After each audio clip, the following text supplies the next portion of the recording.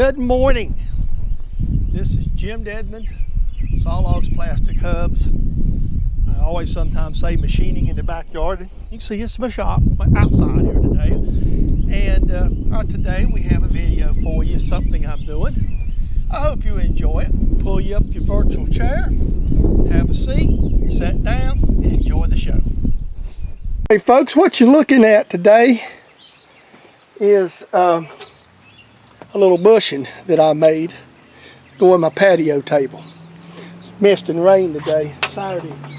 Madam's going to go see a new grandniece and sister-in-law and such stuff. So I was finishing this up. I've been working on it some here recently. I got a little something going on. You must excuse my voice. Basically, we're going to go through how I made this up today. It's another one of those simple projects for the house. Hope you enjoy. As Harold says, all projects start on the bandsaw. I'm going to make a little bushing for the picnic table. Gutting's cracked. And to do this, I'm just going to use this flat piece of UMHW I've got that was in the eating stuff. I've already drawn my lines on it, so we'll leave it, so I'll explain as we get it laid out. This is going to involve two different saws. I'm going to rough this thing out to the square and leave me about 150 thousandths to work out. Okay, what I'm doing is just saving time on the lathe.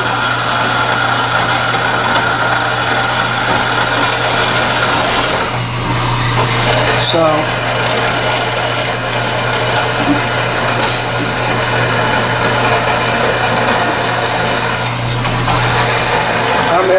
I could have roughed this out in a 3x3 square and turned it, but the problem with that is that takes up lots of lathe time. So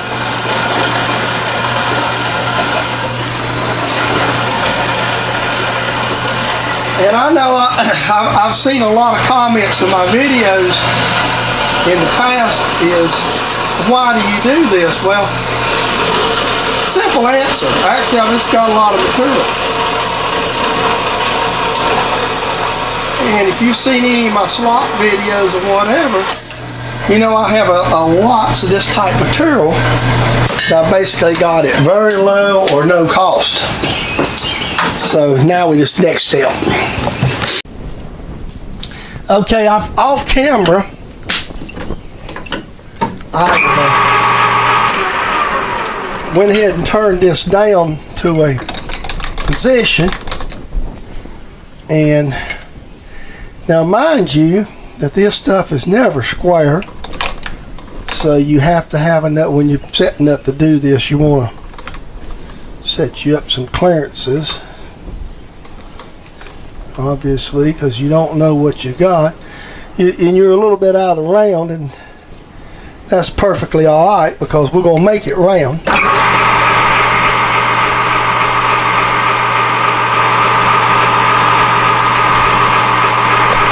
I stop signed it. It's just a little out of round. So I'm going to try to take as heavy a cut as you can. And it just takes a lot of passes to get this round. It's a little oblong or something like this is, it's not going to matter because I've built in enough clearances to take care of such.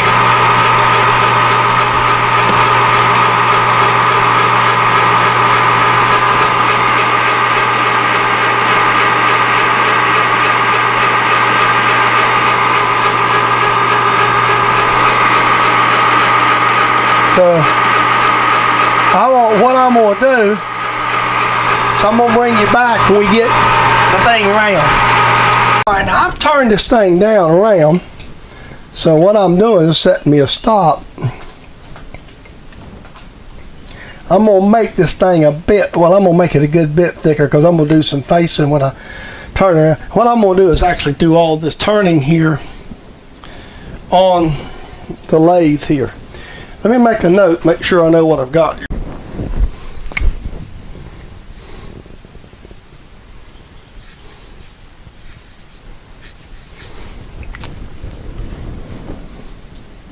what I did here was write down my target size so that I'm going to hit it.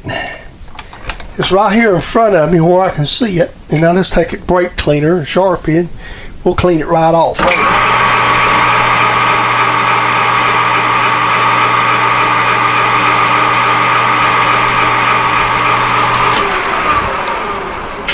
This is going to fit down. Actually, it's plenty thick enough because this really don't need to be that thick. So we're not going to face the one end as much as the other end.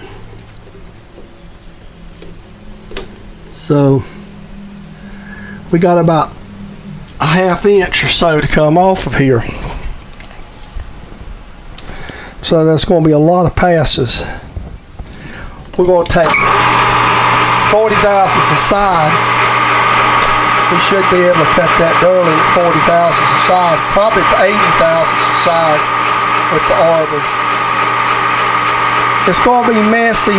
There's going to be a lot of stopping and cleaning chips up, just like that. One of the drawbacks of doing this stuff.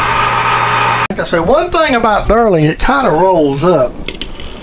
So what I'm doing, even though I'm not nowhere near that way, I still get all the burr on that little roll up. I did bore in and out, by the way, when I done this time also to get a little better looking bore in there.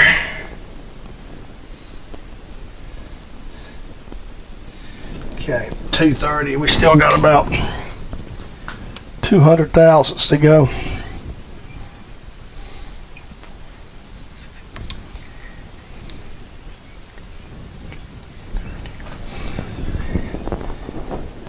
Okay, I'm going to go ahead and make another pass or two, and I'll bring you back.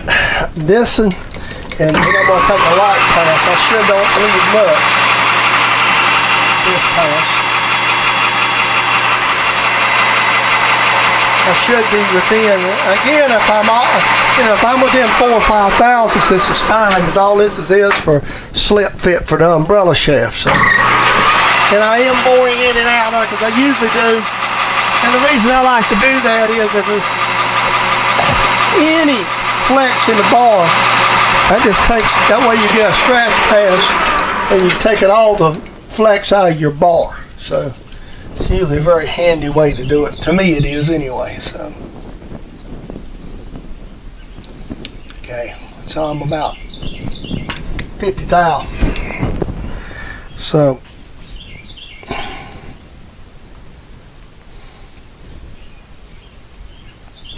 this should leave me about 10 pounds.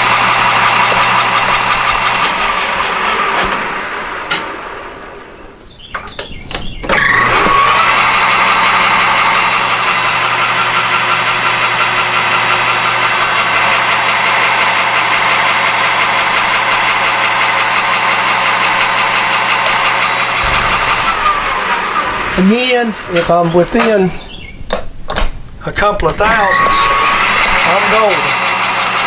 I mean, I want 990, but if I'm like 995, I'm gonna be fine. I mean, this isn't something that's got to be a press or contained fit. It's just an umbrella shaft that's sliding down an umbrella.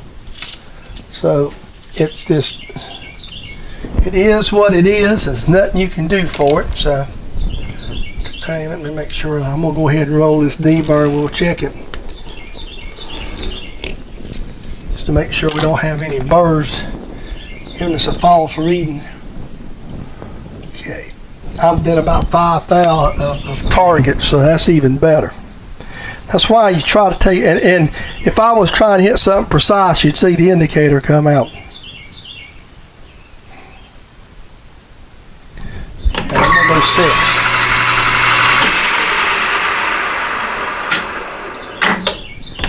This isn't a complicated looking part, and it really isn't.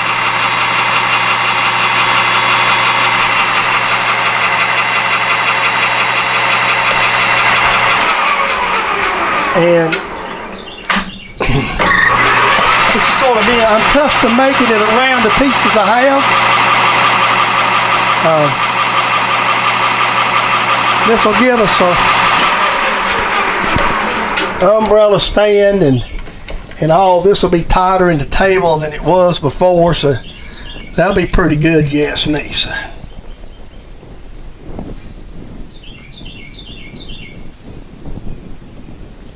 I'm right on the 90. And tell you, just to be safe,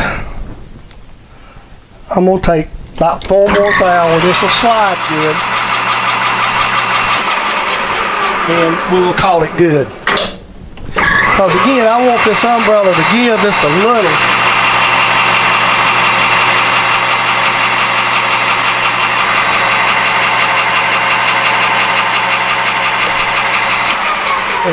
I'm right on the measurement, and I want just a little bit of give.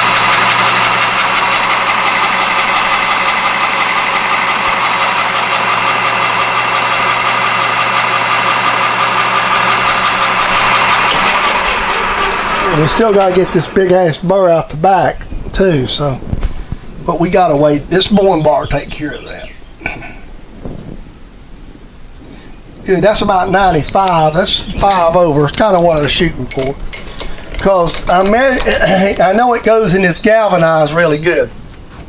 So, I'm going to come in here with this mooring bar, hopefully.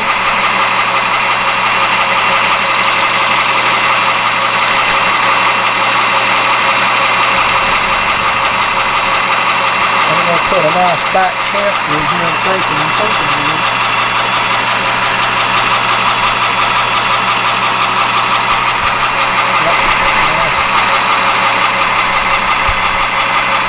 Bad thing about burning, it hangs out there.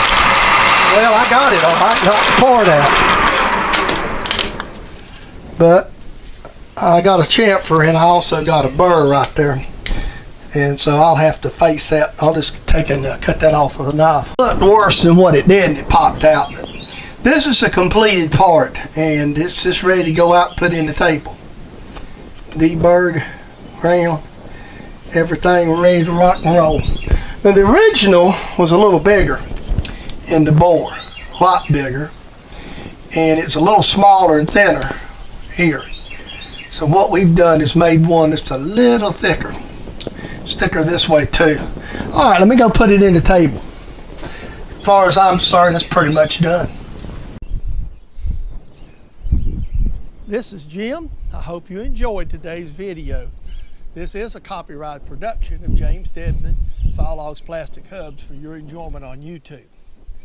Now, I would appreciate if you would click that subscribe button if you hadn't already. It doesn't cost anything. There's no financial responsibility on your part. The other thing is, if you have friends that would enjoy these videos, hey, tell them about us. Tell them about the crazy old man out in the backyard in the shop. And tell them how much fun we have watching these videos. I sure would appreciate it. Till the next time, I will see you on our next video. Enjoy.